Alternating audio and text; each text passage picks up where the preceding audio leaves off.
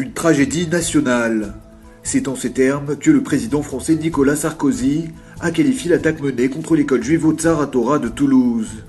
Lundi vers 8h du matin, un homme armé a fait irruption dans la cour de l'établissement, puis a fait feu dans toutes les directions, avant de prendre la fuite en scooter.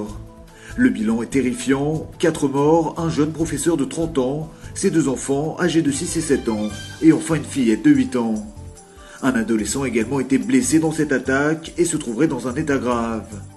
C'est bien sûr l'état de choc et la peur dans la communauté juive de France. Le ministre de l'Intérieur Claude Guéant a immédiatement ordonné le renforcement des mesures de sécurité devant les synagogues et les écoles juives du pays. Au niveau de l'enquête, le parquet antiterroriste a été mobilisé.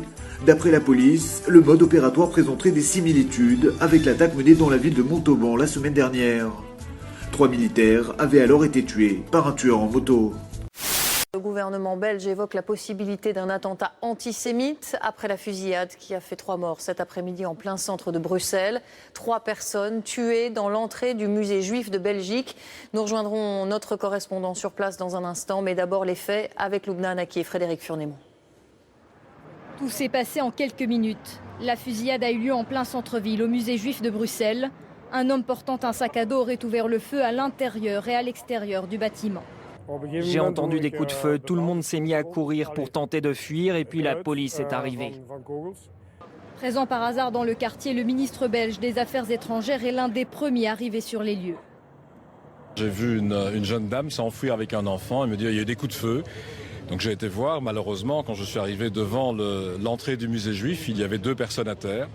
Le mode opératoire est assez spectaculaire, se garer en double file et puis, semble-t-il, venir en quelques minutes abattre plusieurs personnes dans le musée. À travers mon apprentissage, j'ai réalisé que le sionisme est le contraire du judaïsme. Le vrai pays, c'est la Torah. Ce n'est pas un morceau de terre. La terre d'Israël fait partie de la Torah. Mais la Torah, c'est le fondement des racines de chaque juif.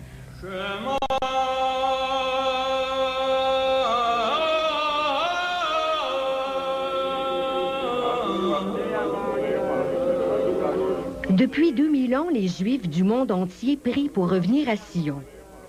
Dans la Bible, Sion évoque Jérusalem et toute la terre sainte d'Israël. Selon la tradition, le retour à Sion fait partie d'une démarche spirituelle. C'est la promesse divine de la venue d'un Messie qui va apporter la plénitude à toute l'humanité.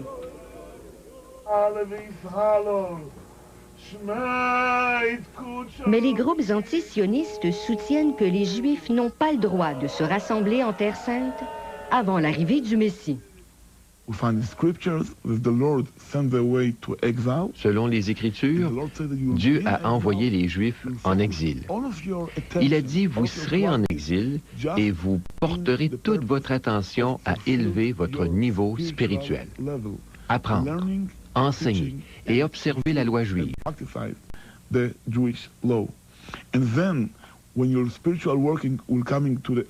Et lorsque votre travail spirituel arrivera à sa fin, je fixerai toutes les règles. J'enverrai mon Messie et là, je vous ramènerai sur la terre d'Israël dans une démarche spirituelle.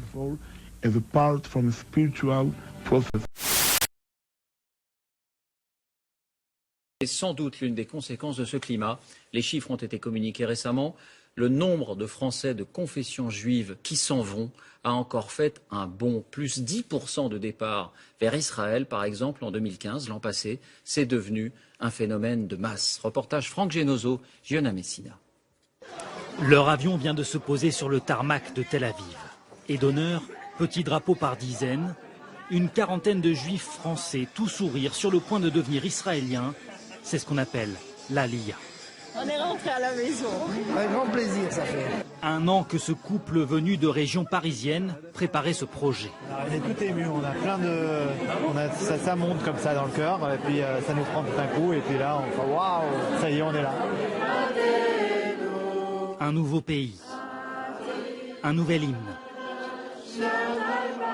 et beaucoup d'émotions. Le contexte, disent-ils, était pour eux devenu trop lourd en France. la sécurité pour nous, elle était plus à 100%, quoi. Quitter la France, ça a été quelque chose de difficile.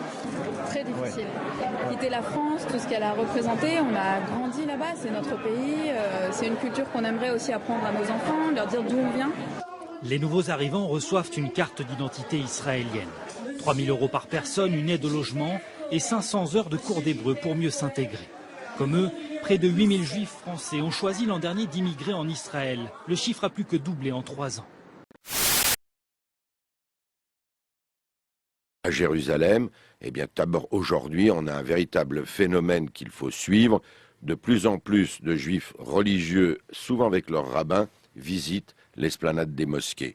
On a en parallèle la création d'un institut du temple qui prépare le culte sur le temple juif lorsqu'il sera reconstruit à la place du 3e lieu saint de l'islam. Et ça, c'est très important. Je vous propose de rejoindre quelqu'un que vous connaissez bien, Charles Anderlin, c'est Grégory Phillips, le correspondant de France Info à Jérusalem. Bonjour Grégory. Bonjour. Vous observez vous aussi cette évolution ? Oui, alors Charles vient d'en parler. Il faut dire que pour l'immense majorité des Juifs, il ne faut pas aller dans le Saint des Saints, sur le temple, pour des raisons religieuses. Mais effectivement, il y a quelques groupes à Jérusalem qui de plus en plus régulièrement montent sur cette esplanade, ce qui souvent provoque des heurts avec les fidèles musulmans. Et donc, il y a une vingtaine de groupes qui organisent des visites au mont du Temple et qui aussi militent pour la construction du 3e temple. Alors Charles l'évoquait, il y a l'Institut du Temple notamment qui est en train de fabriquer tous les objets rituels qui pourraient servir pour ce 3e temple. Et puis, eh bien, on fabrique aussi les trompettes qui serviront aux cérémonies, on fabrique aussi le chandelier, les habits du grand prêtre, etc. Donc on se prépare avec évidemment l'aspect explosif de ce projet, c'est que ce 3e temple serait à la place de la mosquée Al-Aqsa et du Dôme du Rocher qui sont des lieux sacrés évidemment pour les musulmans. Et vous avez rencontré, Grégory, un homme qui incarne, comme d'autres, cette tendance-là. Oui, pour essayer de comprendre quelles sont les motivations religieuses de ces fondamentalistes messianiques. Il s'appelle Shmuel Benamou, il est l'un de ces militants qui se battent donc pour la construction, un jour, du 3e temple à Jérusalem. C'est ce qu'on appelle la porte du ciel. C'est l'endroit le plus proche qu'on a accès direct avec Dieu. Toutes les prières qui sont faites à travers le monde sont dirigées vers Jérusalem. De Jérusalem sont dirigées vers le mont du Temple, et celui qui est sur le mont du Temple, il doit diriger ses prières vers l'endroit du Saint des Saints. Donc c'est vraiment l'endroit où on a une communication directe avec Dieu. On a gagné Jérusalem, on a gagné le mont du Temple, maintenant il faut concrétiser. C'est à nous maintenant à construire ce 3e temple, et on le construit par des actes. Le premier acte, c'est déjà de monter, d'aller physiquement sur l'endroit, de prier, ensuite de demander au gouvernement de pouvoir créer un endroit pour faire des offrandes, pour faire des sacrifices, et le tour est joué, si on peut dire. Le 3e temple, c'est quelque chose qui va tout changer au niveau du gouvernement, au niveau du pouvoir politique, au niveau de l'économie. Ça va tout bouleverser. Le temple, c'est un endroit où il y a tous les sages qui s'assoient là-bas, et c'est un roi qui va diriger. Il n'y a plus d'élection. Il n'y a plus de Knesset, il n'y a plus tout ça. Donc ça change complètement la direction de l'État d'Israël. Et ça, je comprends que le pouvoir laïque n'en veut pas, parce qu'il perd tous ses pouvoirs. Et donc il faut aller jusqu'au bout. Si c'est marqué qu'on doit construire le 3e temple, il faut le construire, on ne se pose pas de questions. Shmuel Benamou, que vous avez rencontré, Grégory Phillips, je me tourne vers vous à nouveau. Charles Anderlin, vous écoutiez ce témoignage. Un homme comme celui qu'on vient d'entendre, est-il marginal aujourd'hui en Israël ? Au sein du mouvement, il n'est certainement pas majoritaire. Cela dit, le mouvement sioniste religieux messianique n'est absolument pas marginal. C'est aujourd'hui un des courants principaux au sein de la société israélienne, religieux et aussi politique. Le vice-président de la Knesset, qui appartient au Likoud, parle exactement comme Benamou que vous venez d'entendre. Et puis alors on a des études sociologiques qui nous montrent par exemple que 51% des Israéliens juifs, 51% ça veut dire des Israéliens observants mais aussi traditionnalistes qui n'observent que partiellement les préceptes de la religion, 51% pensent que le Messie va arriver.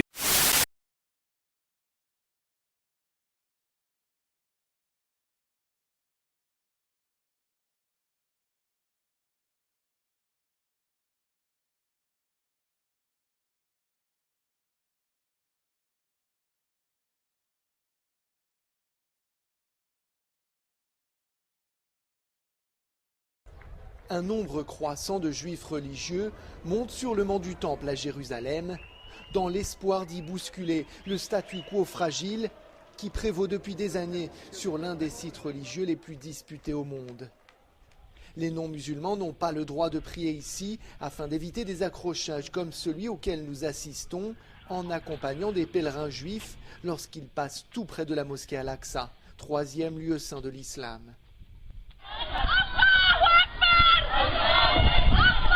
C'est avec une caméra amateur et sous escorte policière que nous suivons Yitzhak Reven. Il nous dit que sa mission est de rappeler à ses co-religionnaires que le Saint des Saints est ici, au même endroit que le dôme du Rocher. And when the Jewish nation, as a nation united, decides that we want to return here, then we're convinced that the other nations will respect that. Le projet dont Yitzhak nous parle est exposé à l'Institut du Temple. Il nous explique que tout ce qui est présenté au public est en réalité prêt à l'emploi.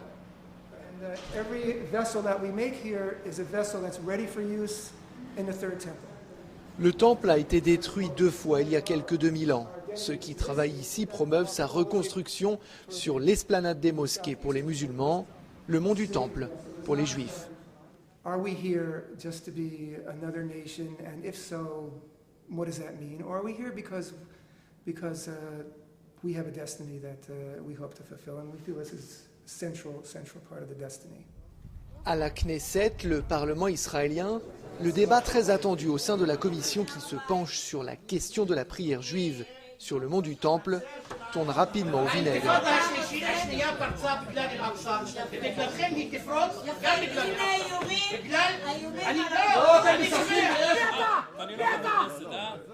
Après n'avoir été que l'obsession d'une minorité d'extrémistes, le sujet fait désormais partie du débat public.